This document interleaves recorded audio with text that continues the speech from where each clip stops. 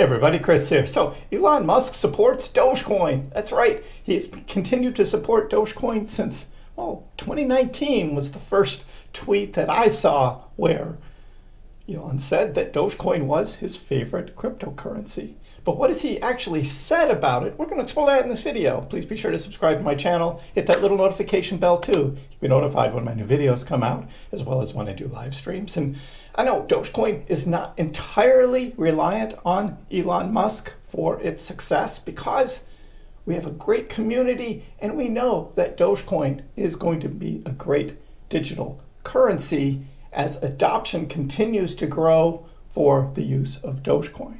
But with a benefactor like one Elon Musk, there's a lot of hope, such integration into X Twitter, and who knows where it can go from there. But what better way to talk about Elon Musk's support of Dogecoin than to let him say it himself? So here are a number of clips of Elon himself talking about Dogecoin. I also bought some Dogecoin, and Tesla accepts Dogecoin for some merchandise, and SpaceX will do the same. And I intend to personally support Dogecoin because I just know a lot of people who are not that wealthy who, have encouraged me to buy and support Dogecoin. So I'm responding to those people, just people that when I've walked around the factory at SpaceX or Tesla, they've asked me to support Dogecoin, so I'm doing so.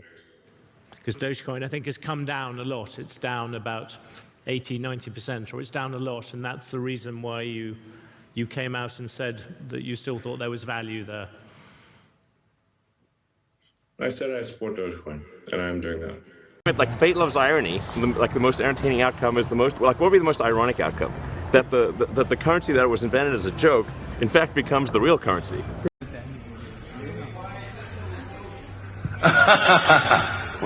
When can you buy a Tesla with Dogecoin? Well, at some point, I think we should enable that. You can buy Tesla merch with Doge, which is cool. So Dogecoin to the moon.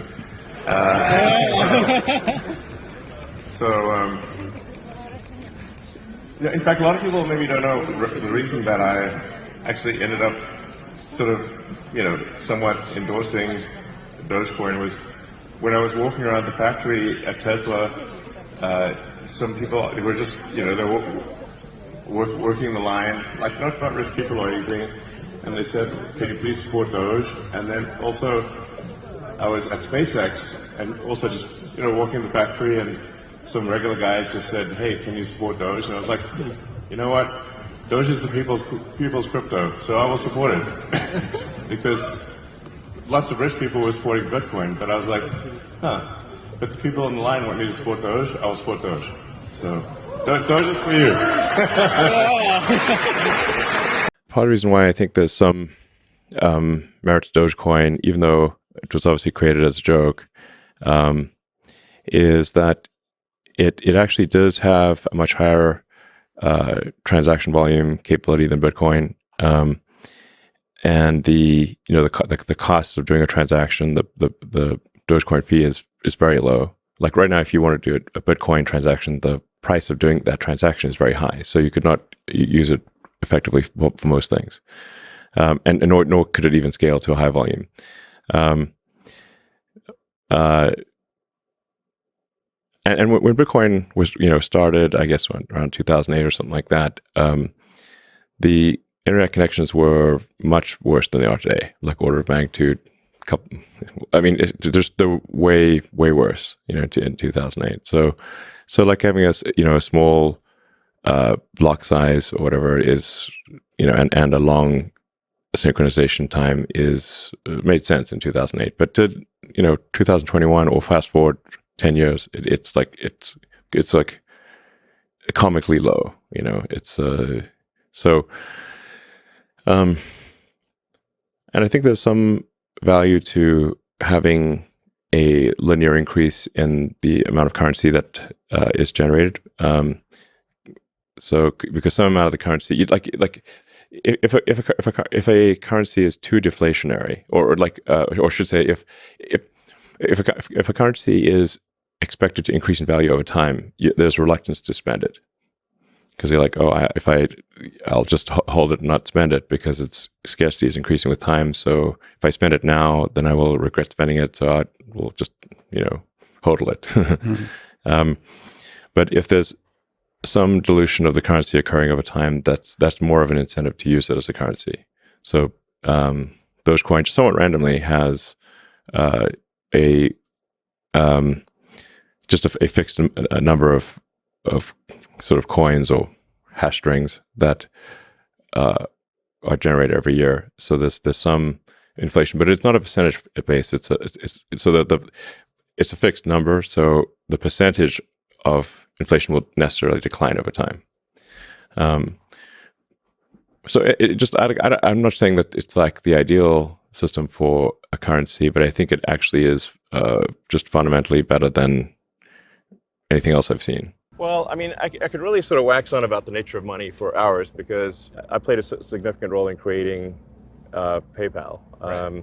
And so my understanding of the money system at a fundamental level of how it actually works, the detailed mechanics of it, is, I think, there are very few people that understand it better than me. Bitcoin is an interesting example, obviously the prime mover on this, but the transaction volume of Bitcoin is low, and the cost per transaction is high.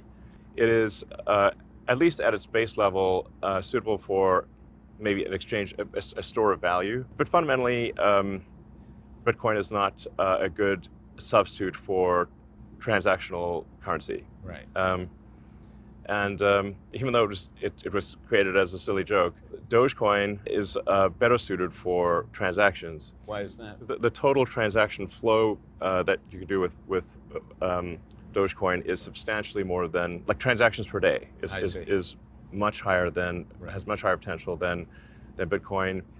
It is slightly inflationary, but that inflationary number is a fixed number as opposed to a percentage. Right. So that means over time, its percentage inflation actually decreases. And that's actually good because it encourages people to spend and rather than sort of hoard it as a store of value.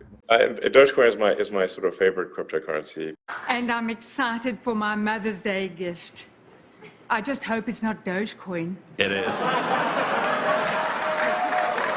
Sure is. Father, everybody. It's awesome. To the